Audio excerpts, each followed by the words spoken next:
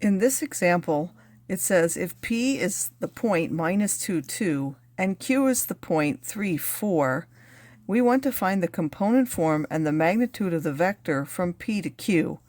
Draw P of Q and its standard representation. Of course, if we put point P as -2, 2 and Q as 3, 4, then the vector PQ simply starts at P and ends at Q.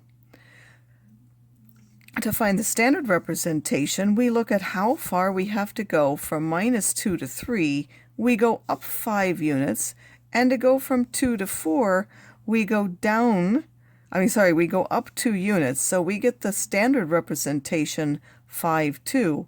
If we want to graph that, we start at the origin and go 5 to the right and 2 up to get the standard representation of this vector. Why are they the same vector? Because they have the same magnitude and they go in the same direction. What is the magnitude of PQ? Again, because it has this as its standard representation, we simply need to take the square root of the sum of squares of the different components. Of course, we could have done that as the distance formula from -2 to 3 and 2 to 4 as well. A unit vector is any vector with a length of 1. If v is not the zero vector, then the unit vector in the direction of v is given by the formula where we take the vector v and we divide by its magnitude. This will have a length of 1 because if I find the length of this, I'm going to find the length of this. This is just a number, so it's simply going to be there, and I would get the magnitude of v divided by the magnitude of v, which will give me 1. Any vector in the direction of v or opposite it is a scalar multiple of u. So because they have the same direction, v is simply either longer or shorter than u is.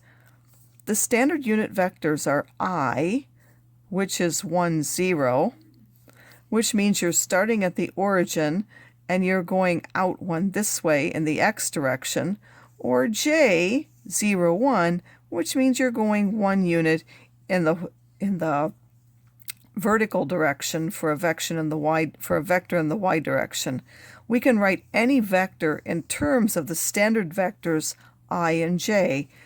The vector AB in standard representation is a times 1, 0, because we would multiply a times 1 and a times 0 to just get the vector a.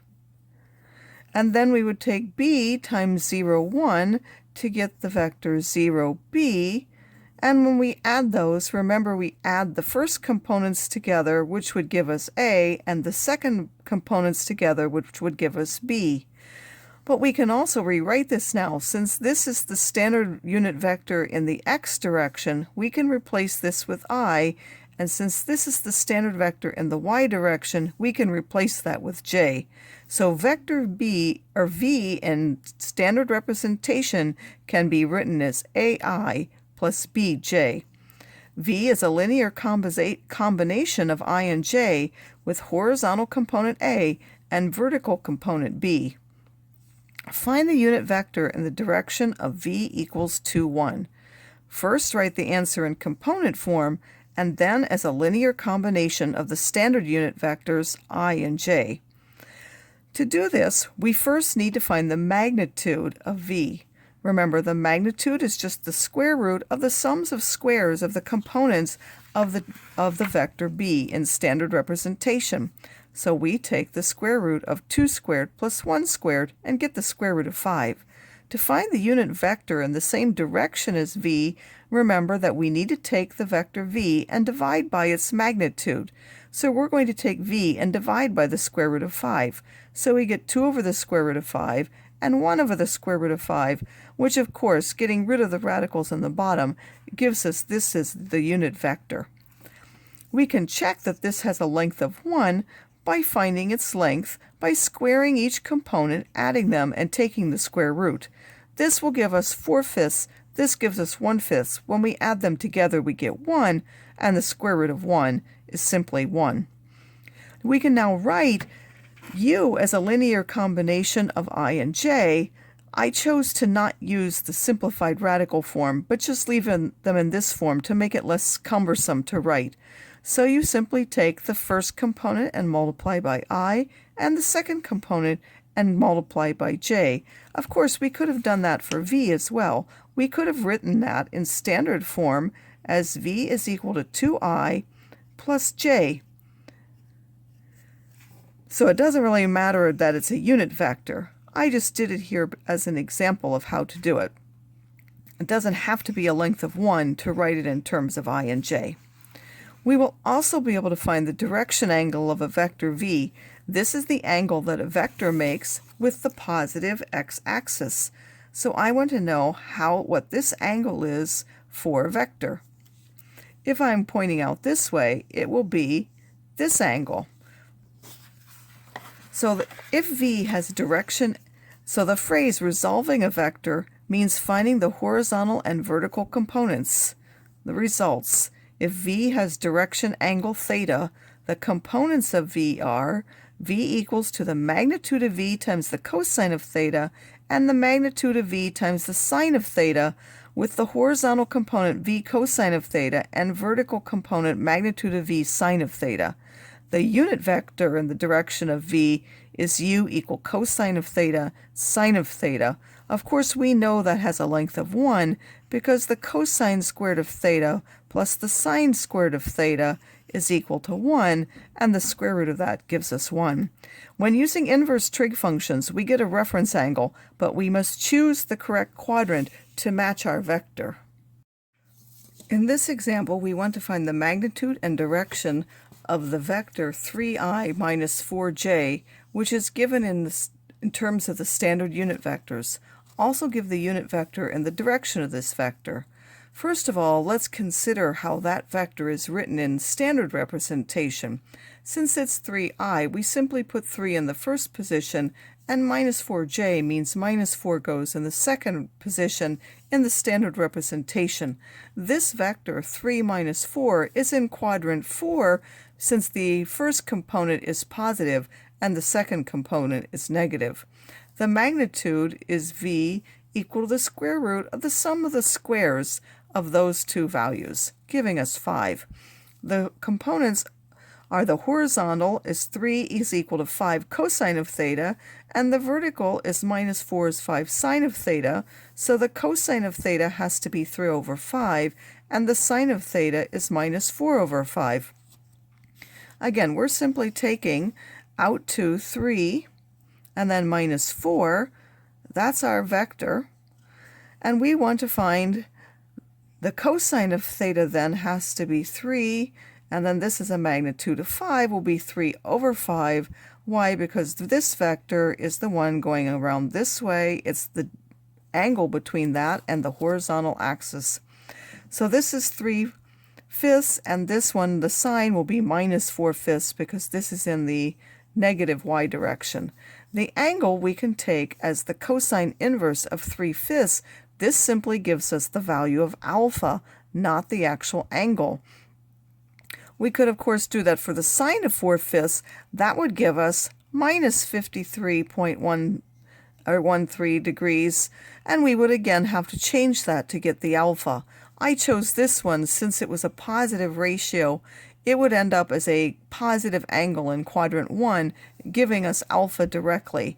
Then to match this quadrant, I know that this is in the 4th quadrant, so I have to take 360 and subtract the alpha to get the actual direction angle of my vector. The unit vector in the direction of v is the 3 divided by its magnitude, which is 5, and then minus 4 divided by the magnitude of 5, which again are the cosine of theta and the sine of theta. Some applications of vectors is that velocity is a vector quantity, speed is its magnitude, and bearing is its direction. Forces are vector quantities. To find an overall vector of an object, we will resolve each vector into its horizontal and vertical components. Then we will add all of the horizontal components to get the overall horizontal one, and add all of the vertical components to get the overall vertical part. Finally, find the magnitude and direction of the overall vector. In this example, we have an airplane that's flying on a bearing of 335 degrees at 530 miles per hour, and a wind that's blowing with the bearing of 120 degrees at 30 miles an hour. The wind will actually change the direction at which the airplane moves. Find the component form of the velocity of the airplane and explain what this means. A bearing of 335 means that we're going from the north 335 degrees. We want to change that into an angle based on the sine and cosine, which starts from the x-axis. Since the difference here is just 25 degrees, we would add 90 plus 25 to get 115 is the actual angle that we want to use in any sine and cosine expression. So to find the vector v, this is its magnitude. We need to take its magnitude times the cosine of the angle and the magnitude times the sine of the angle to find it in standard representation or component form. In the x direction, the speed is 224 miles west, the negative direction. In the y direction, the speed is 480 miles north, the positive direction. That's just the plane all by itself. That's not where it's actually going to go due to the effects of the wind. So if we find the actual ground speed and direction of the plane, we also need to take into account the components of the wind. The wind is a bearing of 120, so that goes this way again from north. What angle is that? Well, that's actually going around this way, this angle being 30 degrees. We want 33 less than 360, which is 330. So we're going to use 30 cosine of 330 and 30 sine 330 to find the wind in component form. This will be 25.98 and minus 15. With the wind in the plane, the plane's vector is v plus w, meaning we have to take both components into account. If we add the two x direction components and then add the two y direction components, we get the actual direction in which the plane will be flying. The actual ground speed then is the magnitude of that vector, where we have to square each component, add them, and take the square root. That means that the plane, instead of flying at 530 miles per hour actually, it will really only be going at 505.72 miles per hour. For the actual direction, we need to solve that the first component, minus 198.01, is 505, the magnitude times the cosine of theta. Then when we take the cosine inverse, we'll get 113.05, meaning in this direction 113.05, which will actually have a bearing of 336.95 degrees. So the plane is actually flying on a bearing of about 337 at 506, not the 335 at 530 that it intended.